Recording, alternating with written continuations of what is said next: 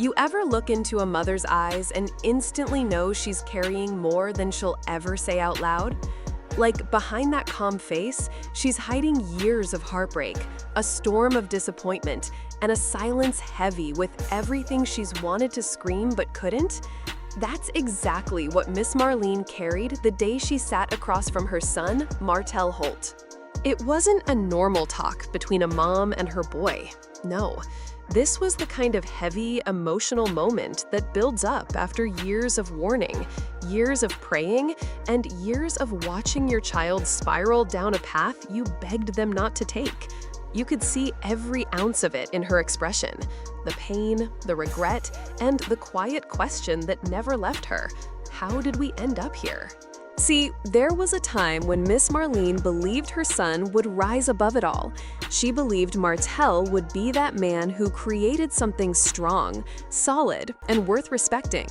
Even when the whispers started, rumors of him stepping out on his marriage, sneaking around with Arionne Curry, even when the world began dragging her son's name through the mud, she still clung to hope. Why? Because Melody was in the picture. Melody wasn't just Martell's wife. She was his anchor. She was the glue that held everything together.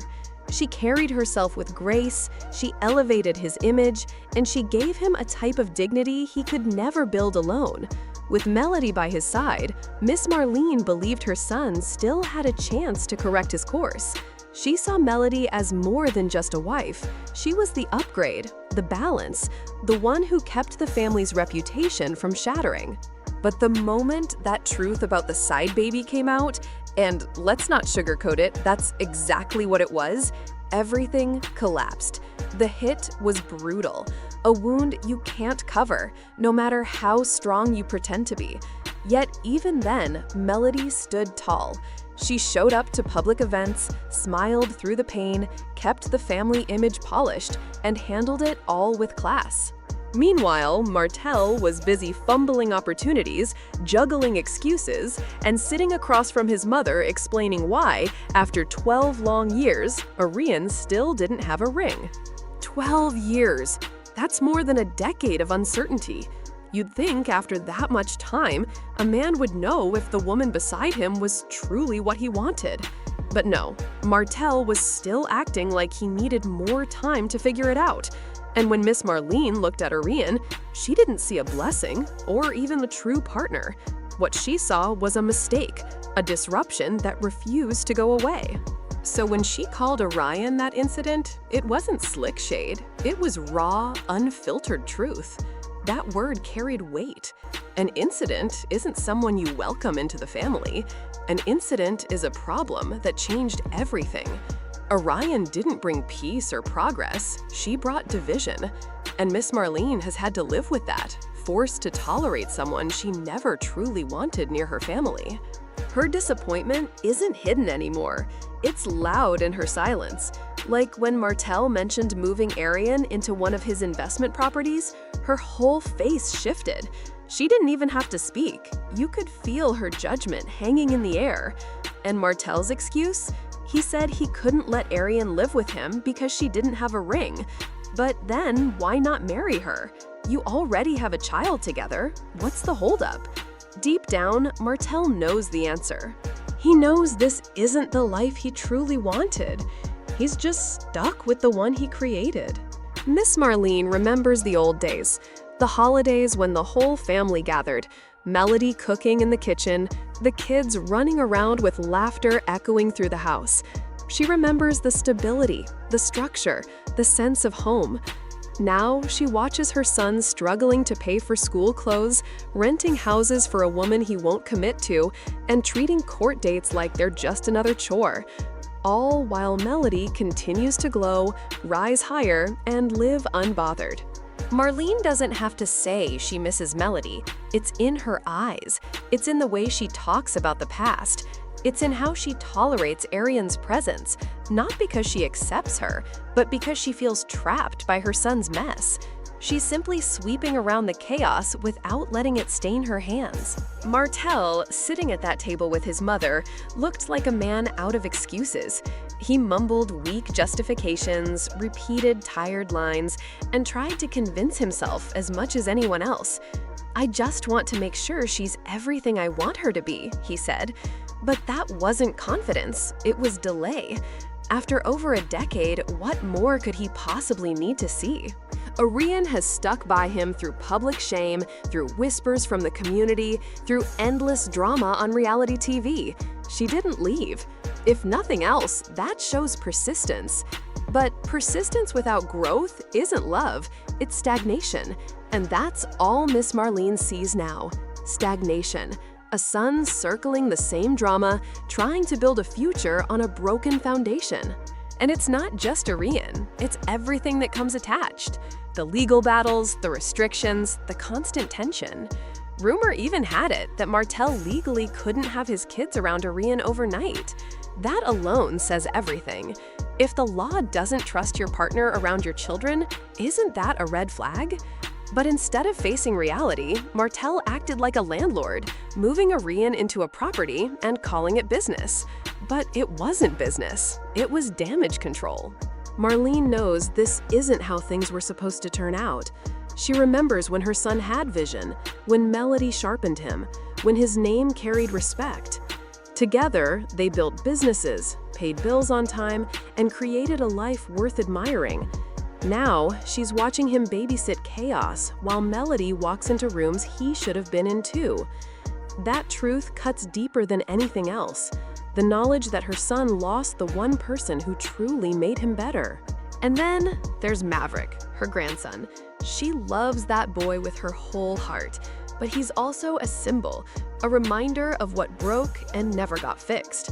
Every time she looks at him, she sees not just an innocent child, but the collapse that brought him here. It's not his fault, but the pain remains. She never wanted his life to begin under such a shadow.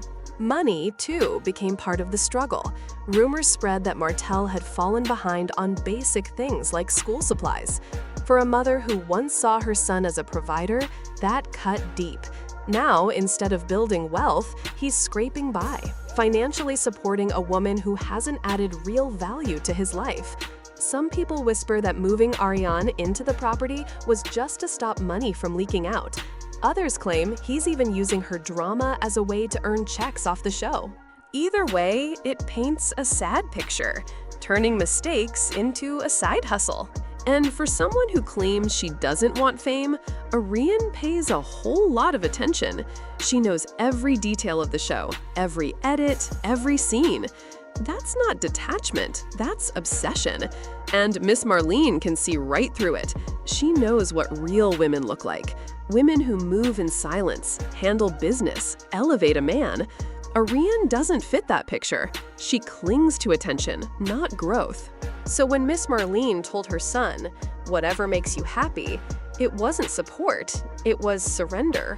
The kind of line you give when you're tired of fighting, when you've tried everything to open someone's eyes, and they still choose chaos. That wasn't approval, it was exhaustion. The saddest part? Everyone knows the truth. Melody was the best thing that ever happened to Martell. She wasn't just good for him, she was the only person who matched his ambition, his energy, his drive. Miss Marlene knows it, the community knows it. Deep down, Martell knows it too. That's why whenever he talks about Arionne, it doesn't sound like love. It sounds like obligation, like he's forcing himself to justify a decision that never felt right. There's no passion in his voice, no pride, just empty explanations about history, responsibility, and loyalty. But presence doesn't equal purpose. And no matter how much he tries to reframe it, it's clear he's still chasing what he lost with Melody. The home, the family, the respect, the power couple image, all of it gone. Now, Miss Marlene scrolls her phone and sees Melody living the life her son could have had. Smiling with the kids, signing new deals, jet-setting, glowing in every room she enters. And while she won't admit it out loud, the comparison eats at her. With Melody, there was progress. With Arionne, there's only drama. Even Martell's peers keep their distance. The Scotts, others in their circle, they treat Arionne like a liability. She talks too much, knows too much, and brings too little to the table. No businesses, no real growth, just screenshots and bitterness. Not a partner, just a presence, a shadow of the past. And Miss Marlene knows exactly where this path leads. Not just heartbreak, but legacy. Because right now, her son's legacy isn't about success, it's about scandal. Every court date, every argument, every lost opportunity piles up into a story of wasted potential. That's why her face stays so tight. That's why she sighs through meals and avoids eye contact when the topic comes up. She's not just angry, she's grieving. Grieving the man her son used to be, grieving the family she once had, grieving the life that could have been. And no matter how Martell tries to pretend, Miss Marlene knows one thing will always remain true. Melody was the one, and everything after her has only been a reminder of what he lost. At the end of the day, this story isn't just about Martell, Melody, or even Arionne. It's about choices, consequences, and the way one decision can change everything. Miss Marlene sits with the weight of watching her son lose not only a marriage, but also the version of himself that once had promise and direction. She doesn't hate Arionne, but she can't ignore what her presence represents: the fracture, the chaos, the endless cycle of drama. Meanwhile, Melody proves that walking away doesn't mean you lose. Sometimes it means you win everything. She rebuilt her life, protected her children, and showed the world what strength really looks like. And every time Miss Marlene scrolls her phone, she sees the life her son could have had shining back at her. So maybe the real lesson here is simple. When you play with something solid, you risk ending up with nothing. Martell had a family, a partner, and a future. Now he has excuses, court orders, and regret. And as for Miss Marlene, all she can do is watch, sigh, and grieve the son she once knew. Because some mistakes don't just cost you love, they cost you legacy.